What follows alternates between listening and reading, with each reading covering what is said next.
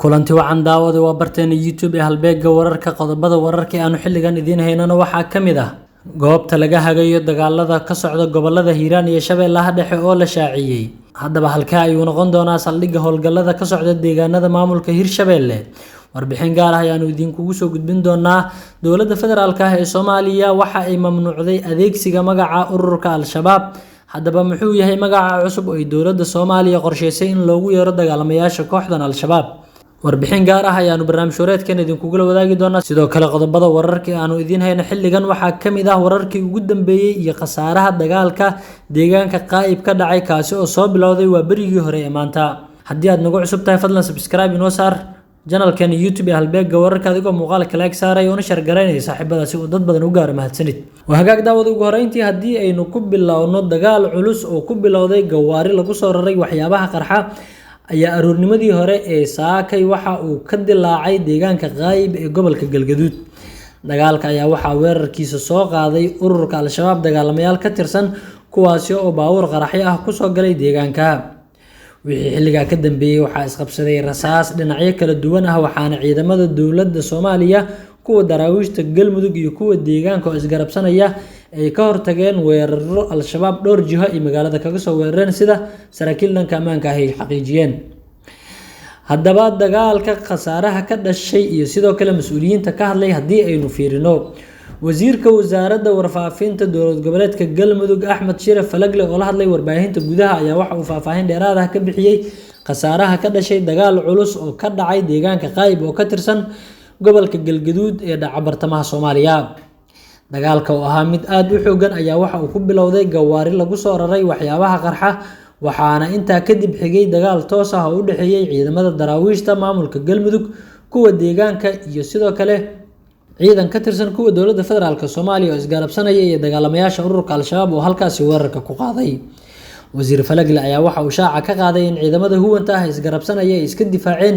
weerarka uga yimid dhanka Al-Shabaab isla markaana ay khasaare xoogan gaarsiiyeen dagaalamayaashii weerarka soo qaaday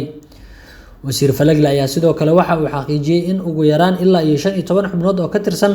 dagaalamayaasha kooxda Al-Shabaab lagu dilay dagaalkaas iyo weerarkii ka horeeyay sida hadalka uu dhigay gawaaridii ay wateen waan gubnay meydka waxa uu waran yahay ilaa 20 kiiloomitir meydka rasmiga ah ee qaayib la isugu keenay waa ilaa 15 ruux ayuu yiri wasiirka wasaaradda warfaafinta dowlad goboleedka Galmudug Axmed Falagle sidoo kale wasiir Falagle ayaa waxa uu tilmaamay in dhankooda uu hal sarkaal uga dhintay dagaalka sidoo kalena ay jiraan dhimashada ilaa 3 ruux oo dadka deegaanka shacabka ah waxaa jira 4 qof oo uu ka mid yahay taliyihii hore ee saldhigga Cadaado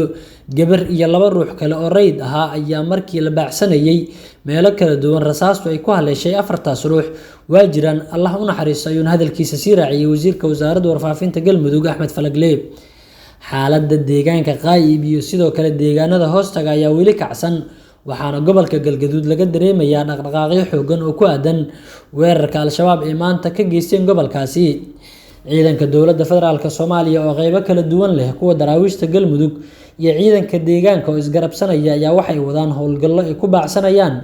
dagaalamayaasha Al-Shabaab ee weerarka soo qaaday xubnihii ka haray waxaana wararka qaarkood ay sheegayaan howlgalka xilligii dambe ay ku biireen ciidanka commandoska sida gaarka ah oo tababaran ee Gorgor iyo Danab kuwaas oo dagaalka si weyn uga qayb qaatay isla markaana gurmad u fidiyay ciidanka daraawiishta Galmudug iyo kuwa deegaanka oo markii hore Al-Shabaab baawur qaraxay weerar ku bilowday ku soo qaadeen waa hagaag markana dowladda federaalka ah ee Soomaaliya ayaa waxa ay markaa soo saartay amar ka dhan ah kooxda Al-Shabaab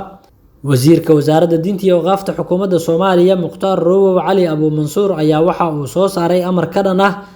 magaca loogu yeerayo kooxda Al-Shabaab wasaaradda waqaafta iyo arrimaha diinta ee dowladda Soomaaliya ayaa gabi ahaanba waxay mamnuucday adeegsiga magaca Al-Shabaab taasi bedelkeedana waxa ay sheegtay in loogu yeerayo magaca qawaarij qoraalka ka soo baxay wasaaradda waqaafta iyo arrimaha diinta ayaa lagu sheegay qoraalka in la macaamilka kooxda Al-Shabaab uu yahay faldambiyeed qaran iyada oo cidii lagu helana lala tiigsan doono sharciga wasaaradda waxa ay kaloo mamnuucday in culimada Soomaaliyeed ay la macaamilaan ururka Al-Shabaab waajibaadna uu ka saaran yahay taageeridda gulufka ka dhanka Al-Shabaab ee ka socda qaybo ka mid ah gobolada dalka go'aanadan ayaa qayb ka ah fadwo lagu taageerayo ciribtirka Al-Shabaab oo ka soo baxay shirkii wasaaradaha arrimaha waqaafta iyo diinta ee dowlad goboleedyada iyo dowladda dhexe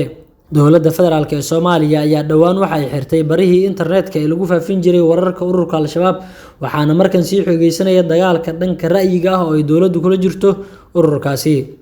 ma ahan markii ugu horeysay oo ay dowladda federaalka ee Soomaaliya soo saarto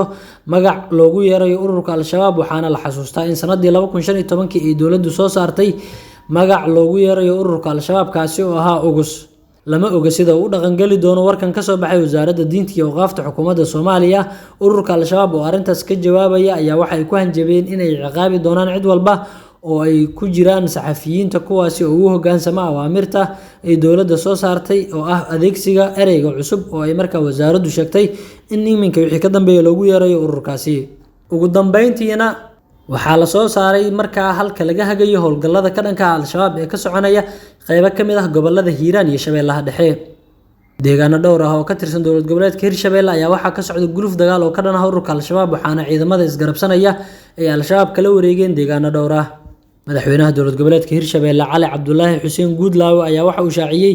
in degmada Aadan Yabaal ay noqonayso halka ay isaga xirmi doonaan howlgallada ka dhanka ah Al-Shabaab ee ka socda gobollada Hiiraan iyo Shabeellaha Dhexe. sidoo kale waxa uu ugu baaqay saraakiisha hogaaminaysa howlgallada inay sida ugu dhaqsaha badan ka gungaaraan go'aankooda ah in ay gacanta ku dhigaan deegaanada ay duulaanka ku yihiin oo ay ka mid tahay degmada Aadan Yabaal oo uu sheegay madaxweynaha dowlad goboleedka Hirshabelle in ay saldhig u noqon doonto howlgallada isla markaana la isaga xiri doono howlgallada ka socda gobollada Hirshabelle. guulo isdaba joog ah ayaa Ilaahayna siiyay, alle ayaan uga mahad celinaynaa, waa ay jabeen nimankii ayuu yiri. dadka deegaanka waxaan leeyahay yaan loo kala harin ee ha laga reebto qoryaha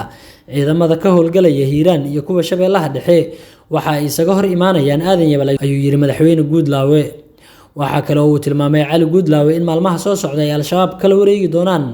dhammaanba deegaanada gobolka Shabeellaha Dhexe isla markaana ay u sii gudbi doonaan gobolka Galgaduud gaar ahaan degmada Ceeldheer. howlgallada ka socda deegaanada maamulka Hirshabelle ayaa waxa ilaa hadda laga gaaray guulo dhowr ah iyadoo ciidamada huwanta isgarabsanaya ay gacanta ku dhigeen deegaano dhowr ah waxaana howlgalka intiisa ugu badan uu ka socdaa qaybo ka mid ah gobolka Hiiraan kaasi oo dhul ballaaran looga qabsaday ururka Al-Shabaab.